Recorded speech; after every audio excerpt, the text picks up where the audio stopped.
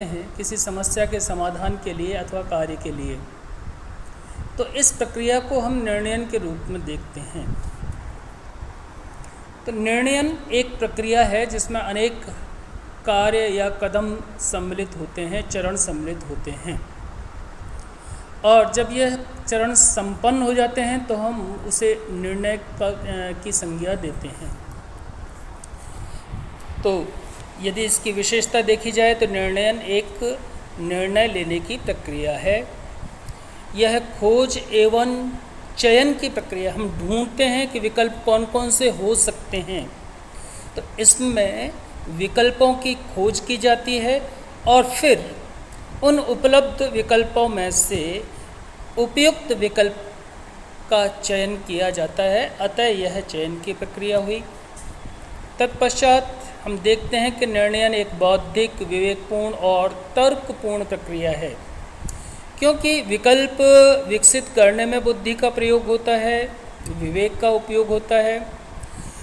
उन उपलब्ध या विकसित विकल्पों में से कौन सा विकल्प उपयुक्त होगा, इसको तोला जाता है, इसका मूल्यांकन किया जाता है और तर्क सहित उपयुक्त विकल्प का चयन किया जाता है। फिर हम देखते हैं कि निर्णयन एक मानवीय और सामाजिक प्रक्रिया है, क्योंकि निर्णय लेने का कार्य अनेक समंकों के आधार पर, विकल्पों के आधार पर व्यक्ति के द्वारा किया जाता है और व्यक्ति समाज का एक अंग होता है। इसलिए निर्णयन मानवीय एवं सामाजिक प्रक्रिया है। कभी कभी इसमें केवल बुद्धि का उपयोग नहीं किया जाता, बल्कि निर्णय लेने में अपनी आंतरिक आवाज़, अंतरात्मा की आवाज़ का भी ध्यान रखा जाता है। हम इमोशनल होकर भी निर्णय ले लेते हैं, इसलिए यह तर्कपूर्ण तो है, बौद्धिक भी है, लेकिन अंतरात्मा की आवाज़ पर भी निर्णयन किया जा सकता है।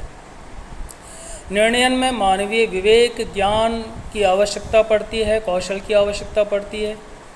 हम विकल्पों का विकास करते हैं, उनका मूल्यांकन करते हैं, उनका आपस में उनकी तुलना करते हैं और फिर उपयुक्तता, जिस चीज़ के लिए हमें आवश्यकता है उसके आधार पर निर्णय का कार्य करते हैं। इसलिए विवेक, ज्ञान की आवश्यकता पड़ती है।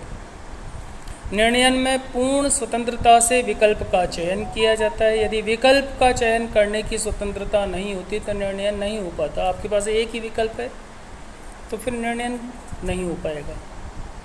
तो इसलिए इसमें चयन की सुविधा होती है, स्वतंत्रता होती है।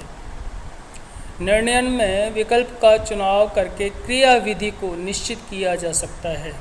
कार्य या निर्णय के परिणाम को निश्चित नहीं किया जा सकता।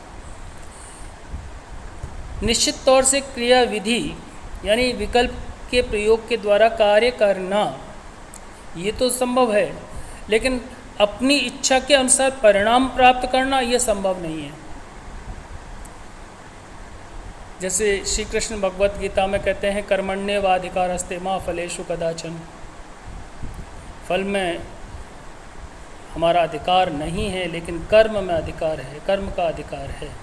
निर्णयन की समस्या तभी उत्पन्न होती है जबकि हमारे पास कार्य को करने अथवा न करने या फिर समाधान के लिए एक से अधिक विकल्प उपलब्ध होते हैं, तब निर्णयन की आवश्यकता भी महसूस होती है।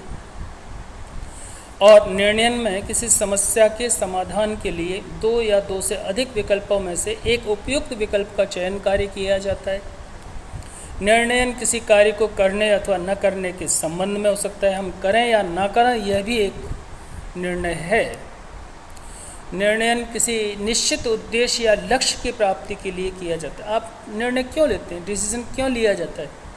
क्योंकि हम एक लक्ष्य पर जाना चाहते हैं या एक लक्ष्य को प्राप्त करना चाहते हैं, इसलिए निर्णयन की आवश्यकता पड़ती है। उस लक्ष्य को प्राप्त करने के लिए एक उपयुक्त विकल्प को लेकर के कार्य करने की आवश्यकता होती है। निर्णयन अनिश्चय की स्थिति को निश्चयात्मक स्थिति में बदल देता है। यदि हम चौराहे पे खड़े हैं तो हमें यह निश्चित करना पड़ेगा कि हम किस रास्ते पर, किस दिशा की ओर चलें, और यही कार्य, क्योंकि चार हमारे पास रास्ते हैं तो उनमें से हम किस दिशा में चलें, यही निर्णय है। निर्णयन से वचनबद्धता को जन्म मिलता है, कमिटमेंट होता है, क्योंकि हम कार्य करने की ओर अग्रसर होते हैं। निर्णयन में कुछ मानदंडों या आधारों का प्रयोग भी किया जाता है। निश्चित तौर से हम कुछ मापदंड निश्चित कर लेते हैं, उसके आधार पर विकल्पों का विकास करते हैं, या विकल्पों का चयन या मूल्यांकन हम निश्चित मानदंडों के आधार पर करते हैं, फिर चयन कार्य करते हैं। इसलिए इसमें मानदंड या आधार हो सकते हैं। निर्णयन परिस्थितियों से प्रभावित होता है। कभी कभी निर्णय लेने के बाद में भी विपरीत निर्णय करना पड़ सकता है परिस्थितियों के कारण, क्योंकि समय, देश, काल, वातावरण परिवर्तनशील होता है। और निर्णयन सर्वव्यापी कार्य